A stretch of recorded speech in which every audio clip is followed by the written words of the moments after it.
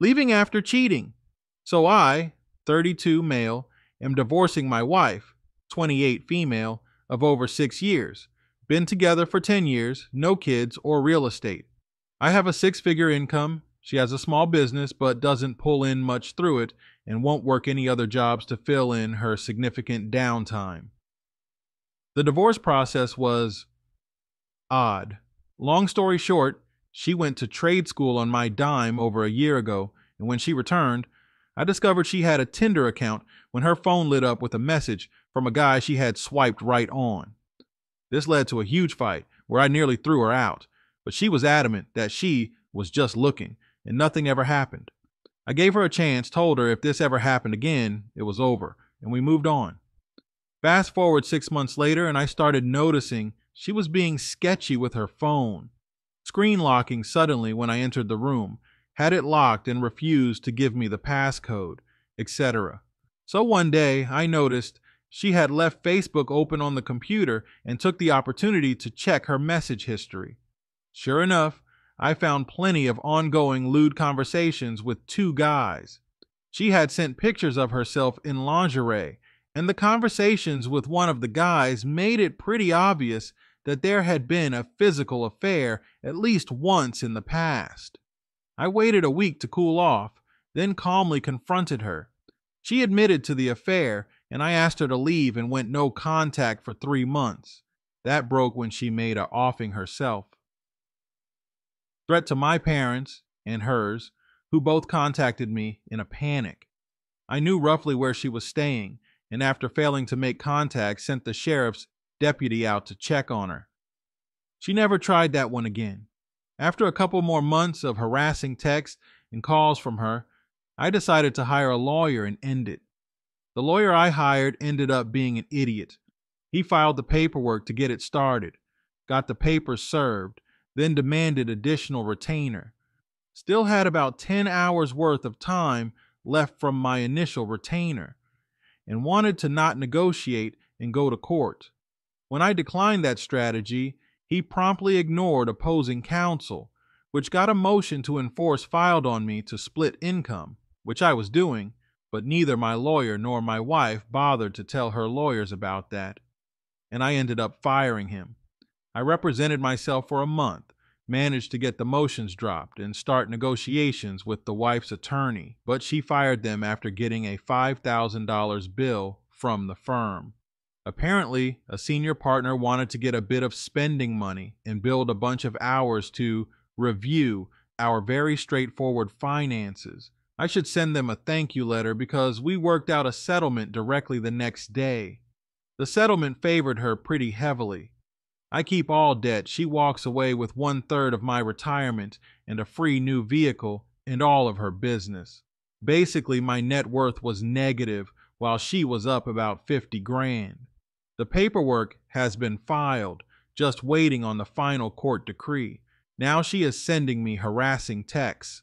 She claims I am a monster for abandoning her, that her family is distraught and bewildered by my behavior. She claims her counselor can't understand my actions, that my 3 months of no contact and subsequent divorce filing have left her with PTSD. My question is this: was I too hasty in leaving the marriage after the infidelity? With no kids involved, I saw no reason to stay on as I didn't trust her at all, but she's been hammering it into my head that I simply gave up at the first sign of difficulty. I don't know, I feel like I gave her plenty of a chance after the Tinder thing, but she took that chance and blew it out of the water as far as I was concerned.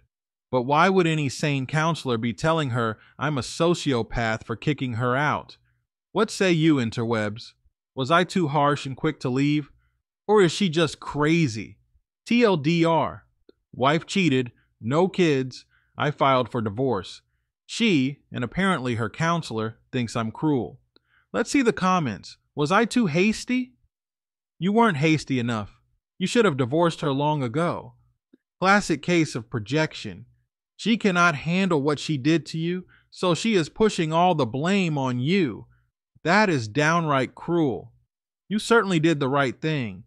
No one deserves to be treated the way she did you. Nope. You did the right things. You did things many of us wish we had done.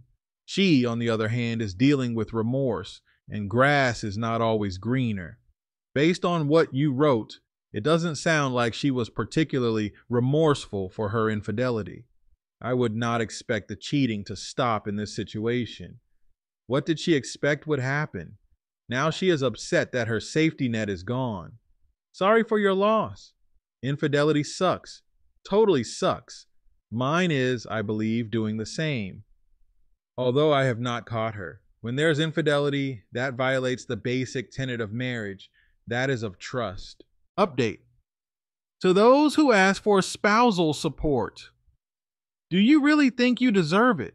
Or are you just going for it because it's a legal option for free money? I'm not talking about those who sacrifice careers to stay at home and take care of kids for a couple of decades. That obviously is a situation where you should be compensated. I'm talking about people who never had kids, who were just housewives or worked part-time or low-paying jobs. I know it is legal, but do you honestly feel entitled to make your ex-spouse continue to support you?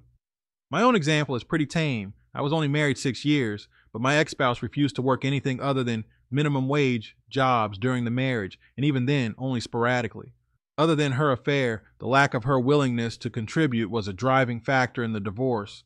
She refused to settle until I agreed to include a couple of years of spousal support at $1,000 a month, rather than fight and drag out the divorce to trial, which would have cost me half of my income for the 9-month waiting period.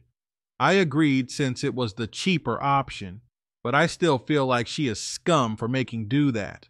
A judge may have ordered me to do it anyway on top of the wait to trial plus legal and court costs. I guess my line of thinking is, why would you feel you are owed that? If anything, wouldn't you just be happy you got a higher quality of life for a few years? How would it have been better if you hadn't married to justify this? Again, I'm not talking about stay-at-home moms, just trying to figure out the mentality of people like my ex. Let's see the comments. I absolutely deserve it. I was a lower wage earner, spent our marriage putting off going back to school so he could build his career, and I very happily did so. I also did the majority of the cooking and housework. I finally quit at his urging, worked to pursue school again, once we had him on a good career trajectory. He then decided to end our marriage before I could finish school and get a job. So in order to make sure I could have a career and of just a dead-end job, he's paying me a very little amount in relation to what he makes for a very short period of time. As a person who was fully invested in my marriage and helping my spouse achieve his goals, I definitely feel it's fair that I get spousal support. I've been where you are. Ex didn't work. No kids. She got support for about 4 years.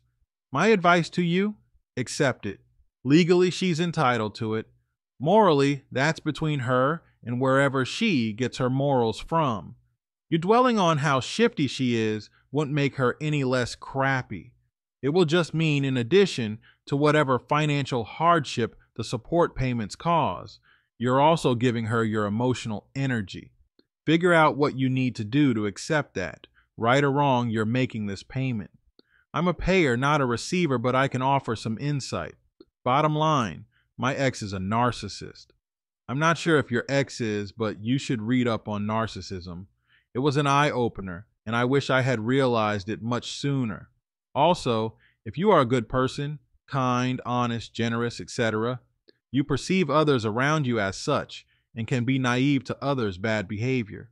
On the flip side, if you're a cheater, liar, abuser, etc., you think everyone else is, so you make excuses for yourself.